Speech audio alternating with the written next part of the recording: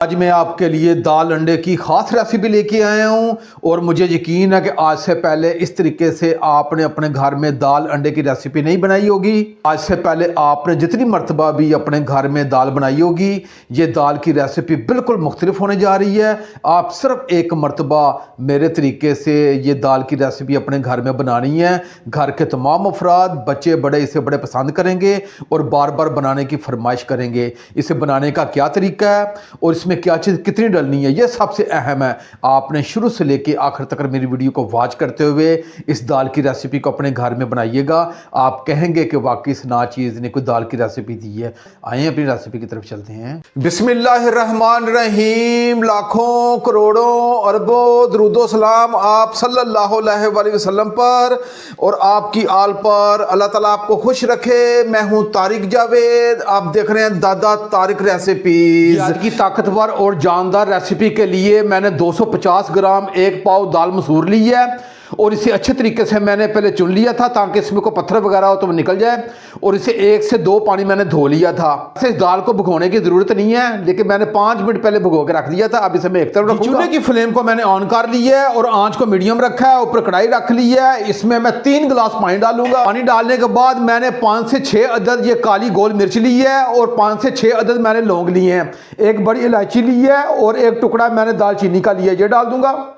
और ये दाल मसूर है, ये इसमें डाल दूंगा और दाल मसूर को चम्मच के जरिए मैं अच्छे तरीके से मिक्स करूंगा और इसे मीडियम आंच पे मैं 7 से 8 मिनट के लिए कुक करूंगा और ये दाल बेहतरीन हमारी कुक हो जाएगी और ये साथ जो पानी है ये भी इसके अंदर खुश्क हो जाएगा।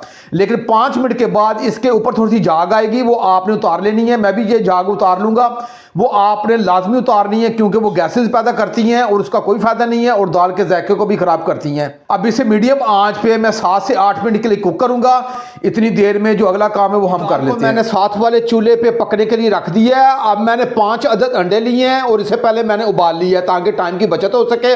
अब इसकी जो सफ़ेदी है ये छुरी की मदद से हम थोड़ा सा गोल दरमियान से कट लगाएंगे। कट लगाने के बाद इसकी सफ़ेदी को हम अलग कर लेंगे और इसके जो अंदर जर्दी है उसे अलग कर लेंगे। जी मैंने अपने तमाम अंडों की सफ़ेदियों को अलग कर ली है और इसकी जर्दियों को अलग कर दिया है। अब इस जर्दियों को एक अलग प्लेट में निकाल लूँगा और इसकी जो सफ़ेदी है इसे हम बारीक टुकड़ों में काट लेंगे। आपने इस तरीके से इसे बारीक कटिंग कर लेनी है। मैंने तमाम सफ़ेदियों की कटिंग कर ली है और इसे अलग प्लेट में निकाल ली है। जो इसकी जो जर्दियाँ थी वो मैंने अलग प्लेट में निकाल ली। एक बाउल ले लिया है और इसमें ये 100 ग्राम दही है, ये डाल दूंगा और दही को अच्छे तरीके से मिक्स करूंगा। मैंने 1 टीस्पून ये ज़ीरा ली है और 1 टीस्पून ये कसूरी मेथी ली है। कसूरी मेथी आप डालिएगा, इसका बहुत ही कमाल का जायका आएगा। और मैंने 1 टीस्पून ये खुशक धनिया लिया है, ये डाल दूंगा और इसे अच्छे तरीके से मिक्स करूंगा। आज आपने मेरे तरीके से ये दाल की रेसिपी बनानी है और मुझे यकीन है कि आज से पहले आपने इस तरीके से कभी भी अपने घर में ये दाल की रेसिपी नहीं बनाई होगी। तमाम मसाले डाल के दही को अच्छे तरीके से मिक्स कर लिया। अब इसे मैं एक तरफ रखूंगा। चूल्हे की फ्लेम को मैंने ऑन कर लिया, ऊपर कढ़ाई रख लिया। इसमें हाफ कप से थोड़ा सा कम ये मैं ऑयल डालने के बाद मैंने 2 अदद मीडियम साइज के ये प्याज लिए हैं, इन्हें मैंने रफली काट दिया, ये डाल दूंगा। प्याजों को मैं अच्छे तरीके से मिक्स करूंगा और इसे 4 से 5 मिनट के लिए फ्राई करूंगा। इसे हमने हल्का सा टी पिंक करना है, ज्यादा हमने जलाना नहीं है। प्याजों को फ्राई करते हुए मुझे 3 से 4 मिनट हो गए हैं और ये बेहतरीन हमारे प्याज टी पिंक हो चुके हैं। 1 स्पून अदरक लहसुन का पेस्ट है, ये डाल देंगे और अदरक लहसुन को अच्छे तरीके से मिक्स करूंगा और इसे 2 मिनट के लिए फ्राई करूंगा ताकि अदरक लहसुन का जो कच्चापन है ये खत्म हो जाए। अदरक लहसुन को फ्राई करते हुए मुझे 2 मिनट हो गए हैं और ये बेहतरीन अदरक लहसुन फ्राई हो चुके हैं और जो इनका कच्चापन था वो खत्म हो चुका है। अब मैंने 3 अदद ये हरी मिर्चें ली हैं, इन्हें रफली काट दिए, ये डाल दूंगा। और साथ एक अदद मैंने मीडियम साइज का ये टमाटर लिया, इसे भी रफली काट दिया, ये भी डाल दूंगा और इन दोनों चीज़ों को अच्छे तरीके से मिक्स करूंगा। और मिक्स करने के बाद टमाटरों को 1 मिनट के लिए फ्राई करूंगा ताकि टमाटरों को जो कच्चापन है वो खत्म हो जाए और जो हरी मिर्च का जो फ्लेवर है वो इस कढ़ाई में उतर जाए। मिर्चें और टमाटर को 1 मिनट के लिए फ्राई कर लिया है। अब इसमें जो मसाले जाएंगे सादे मसाले जाएंगे। मैंने 1 टीस्पून ये नमक लिया है, नमक आप अपने जायके के हिसाब से कम ज़्यादा कर सकते हैं। और 1 टीस्पून मैंने खुशक धनिया लिया है और 1 टीस्पून मैंने लाल मिर्च ली है और ½ टीस्पून मैंने हल्दी ली है, ये डाल दूंगा।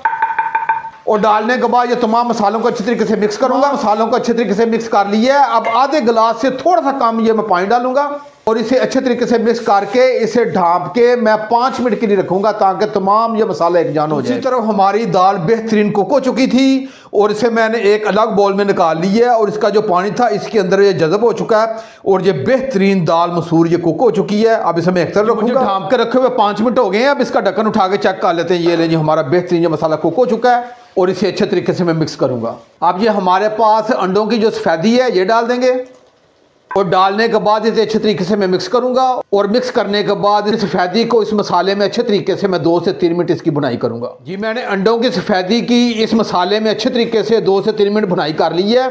अब ये हमारा दही है जिसमें हमने मसाले मिक्स किए हैं ये डाल दूंगा। मसाले डालने के बाद इसे अच्छे तरीके से मिक्स करूंगा और 2 से 3 मिनट के लिए इसे पकाऊंगा ताकि जो दही का कच्चा पान है वो खत्म हो जाए। दही डाल के मुझे इसकी भुनाई करते वक्त 3 से 4 मिनट हो गए हैं। जो दही का कच्चा पान था वो भी खत्म हो चुका है और जो दही का जायका था वो ज़बरदस्त किस्म का इस कढ़ाई में उतर चुका है। अब ये हमारे पास अंडों की जर्दी थी, इसे चम्मच की मदद से इसे दबा के इसे तोड़ देंगे। ये अंडों की जर्दी को मैंने मोटा मोटा तोड़ लिया है। अब इसे भी इसमें शामिल कर देंगे इस सालन में और जर्दी डाल के इसे अच्छे तरीके से मिक्स करूंगा और 1 से 2 मिनट के लिए अच्छे तरीके से भुनाई कर दूंगा। कैसा ताकतवर ये जानदार ये आज दाल की रेसिपी मैं आज आपको दे रहा हूँ और मुझे यकीन है कि आज से पहले आपने कभी भी इस तरीके से ये दाल नहीं बनाई होगी। ये बनाइएगा, इंशाल्लाह घर के तमाम अफराद प्लेटें चाट जाएंगे और इसे बार बार बनाने की फरमाइश करेंगे। जी मैंने जर्दी को मिक्स करके इसे मज़ीद 2 मिनट के लिए अच्छे तरीके से भुनाई कर ली है। हमारी मसूर की दाल है ये डाल देंगे। मसूर की दाल डाल के इसे अच्छे तरीके से मैं मिक्स करूँगा। मैंने मसूर की दाल को अच्छे तरीके से मिक्स कर दिया है। अब ये चूल्हे के फ्लेम को थोड़ा सा मैं हल्का करूँगा, इसे एक तरफ रखूँगा और एक थोड़ा सा छोटा सा हमने तड़का तैयार करना है। जी चूल्हे के फ्लेम को मैंने ऑन कर लिया है और आंच को मैंने हल्का रखा है। ऊपर फ्राई पैन रख लिया है और इसके अंदर मैंने 3 टेबल स्पून ऑयल डाला है। अब 1 टीस्पून ये ज़ीरा ये डाल दूंगा और मैंने 7 से 8 अदद ये सुर्ख कलर की गोल मिर्च ली है ये भी डाल दूंगा। सिर्फ ये 2 चीज़ें आपने डालनी है और इसे हल्की आंच के लिए फ्राई करूंगा। जीरे और सुर्ख गोल मिर्च को फ्राई करते हुए मुझे 2 मिनट हो गए हैं और ये बेहतरीन हमारा तड़का तैयार हो गया। अब जो हमारी दाल वाली कढ़ाई है ये डाल देंगे और इसे 2 मिनट के लिए ढांप के रखेंगे ताकि इसका फ्लेवर इसके कढ़ाई के अंदर आ जाए। जी मुझे तड़का डाल के ढांप के रखे हुए 2 मिनट हो गए हैं। अब इसका ढक्कन उठा के चेक कर दे। ये जी हमारी बेहतरीन ये दाल मसूर तैयार हो चुकी है। 1/2 टीस्पून गर्म मसाला ये डाल दूंगा और ये थोड़ा सा धनिया ये भी ऊपर से डाल दूंगा और मैं अपनी दाल को अच्छे तरीके से मिक्स करके आपको चेक भी करवाता हूँ। आप ये बनाइएगा, बच्चे बड़े घर के तमाम अफराद इसे बहुत पसंद करेंगे।